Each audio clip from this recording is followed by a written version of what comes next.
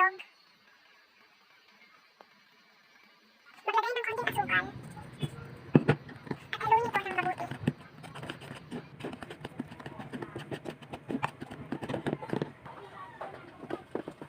Haluin lang ito ng haluin hanggang sa mag-mix ang ingredients na nilagay natin.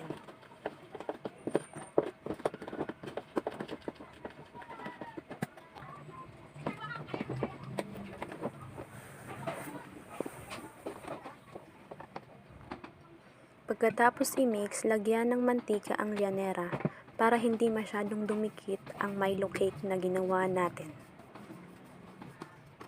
Ikalat ito sa paligid ng lyanera.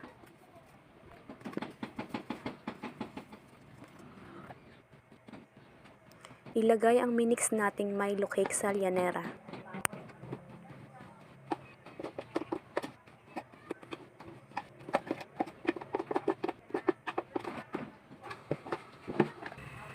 Then, ilagay ito sa steamer. Pakulaan ito ng 15 minutes. After 15 minutes, yan ang kinalabasan ng Milo cake natin. Itaktak ito sa lagayan. Ilagyan ko ito ng tinunaw na Toblerone. Ikalat lang ito ng maayos.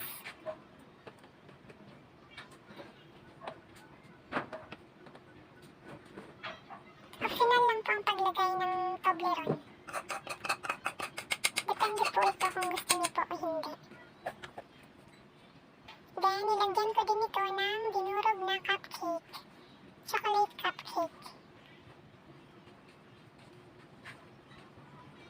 Ikalat lang din ito ng maayos.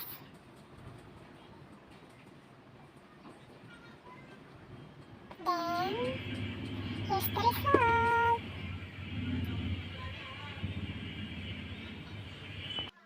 Thank you guys for watching po.